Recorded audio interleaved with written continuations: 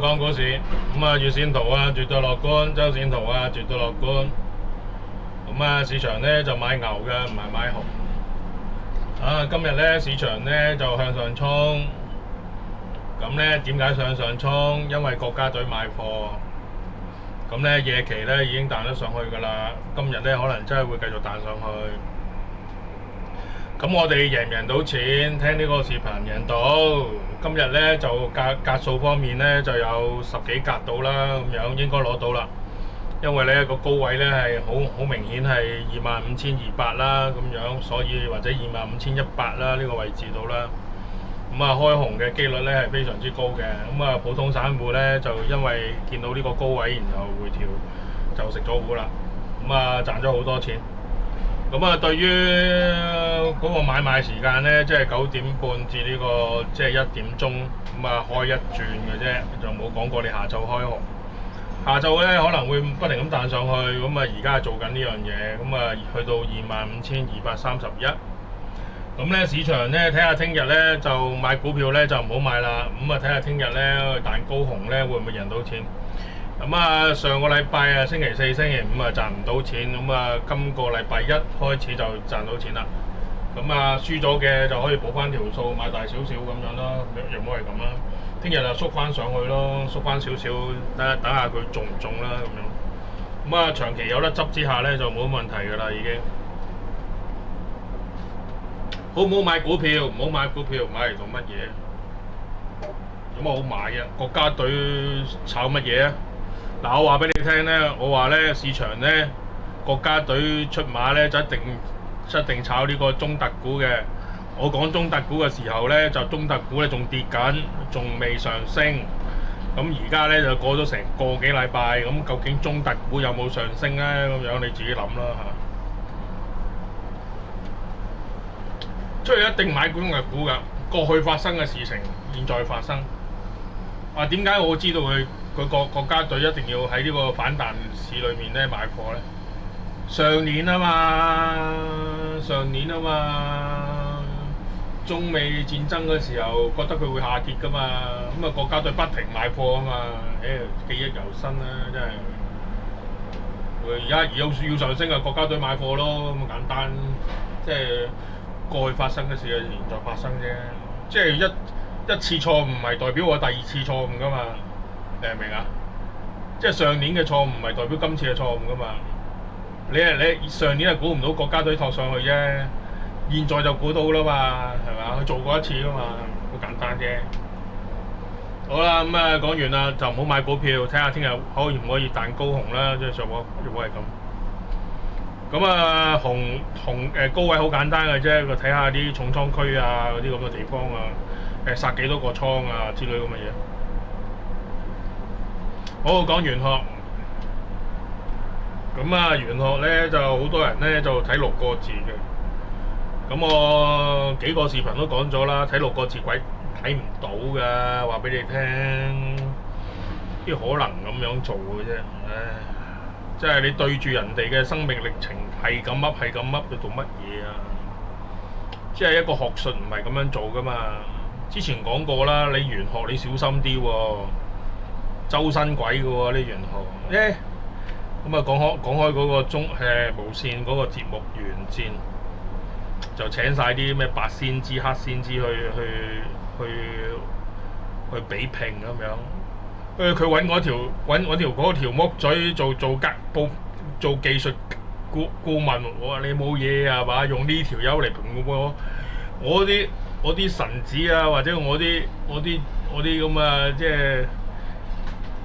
係嗰啲技藝啊，咁樣俾呢條友嚟評價我，你冇嘢啊！你真係，即係我死人都唔會去。第一，點解唔會去？多鬼，我唔會接觸鬼嘅。即係當時咁多嗰啲即係玄學家匿埋一齊嘅話，哇，好鬼多鬼嘅，陰風陣陣咁樣，真係搞笑。係啊，真事嚟㗎，好多鬼㗎。仲有個節目有鬼㗎嗰次，嗰個你個節目你估唔到㗎，估唔到點解有鬼嘅，因為我去過嗰個節目。嗰個節目咧就係亞視嗰陣時候咧個百萬富翁挑戰賽嗰唔知叫咩名。嗰個咁嘅，哇！我去到之後好唔舒服啊！嗰度好多鬼啊！亞視啊，當年嗰個比賽我有去到啊嘛，做觀眾啊嘛。嗱咁咧就真係真事嚟㗎。咁我去過之後，我知道其實電視台咧真係好鬼多鬼，唔係講笑。你仲要整個玄學節目出嚟，佢哋咧又有啲話自己係通靈嘅，咁啊仲大鑊飯。即係佢講真通靈咧，就即係成身鬼㗎啦，睇八字都成身鬼㗎啦，仲要講通靈兩個字，真係好難搞㗎，真係。咁啊睇嚟幾好玩嘅，其實講真啦，我對呢種節目咧好有興趣嘅。點解有興趣？當年咧就網絡咧又有個節目咧就係蘇聯嘅節目嚟嘅，係呢個即係通靈者之戰啊！嗰陣時咧就睇咗10幾集㗎啦，我已經。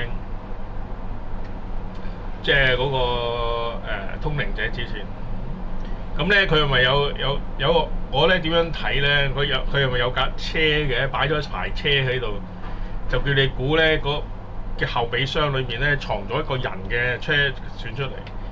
咁我咧就冇知道答案，咁啊揾自己 check 下佢，睇下佢唔會估到個位。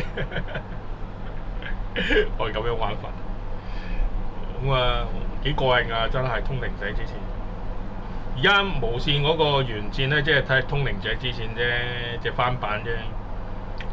呢個翻版咧就要講到嗰啲製作人員咧通水嘅問題，即係要通水俾嗰啲白先知啊、黑先知個答案係乜嘢，先至炒高個熱度。如果咧裡面咧冇通水呢個動作嘅話，咁啊蘇聯嗰個節目都搞唔到10幾集啦。啊，真算，即係擺明車馬，擺明車馬咧就一定通水嘅，唔知點樣通水嘅啫。又咁若冇係咁。佢話估六合彩啊嘛，估賭馬啊嘛，估股票啊嘛。股票我唔使啦，我哋封神咁滯啦，仲要講玄學，真係搞笑。我走過去，啲股票嗰啲我直頭封神㗎啦，已經，仲要講玄學去 check， 有冇搞錯啊？我有個賭馬視頻㗎嘛，我個成率鬼死咁高，使鬼玄學咩？真係六合彩啊，唔得啊，真係唔得啊，六合彩唔得。六合彩我都識㗎，其實。咁啊，講到呢度啦，咁啊。講開龍櫃先啦，我話俾你聽咧，我係唔會幫人開龍櫃嘅。喺市場嚟講咧，叫開龍櫃，個正名叫開龍櫃，個櫃字咧就係個耳仔邊再嗰個貴字嘅。但係通常咧，我哋玄學家咧就叫開龍櫃。嗱，呢個問題咧就好簡單嘅啫。龍櫃嘅意思咧，即係一個聽唔到嘢嘅貴人。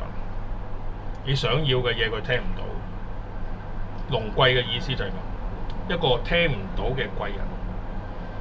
開龍櫃嘅意思就係將個貴人咧可以聽到你講嘢，聽到你講嘢咧，你就可以步發啦咁樣，又係咁。我會唔會幫開龍櫃？係唔需要嘅。開龍櫃嘅人咧，好多時咧係即係玄學家點解會幫人開龍櫃咧？好多時咧係因為佢個心魔啊，覺得自己學咗嘅嘢咧能唔能夠做得到啊？個心魔嚟嘅，就唔係嗰個唔係真係想幫人，係想證實自己都做唔做到。但係我就唔需要嘅，話俾你聽，因為我本身係先知嚟㗎嘛，我使鬼用呢啲嘢證明我自己咩？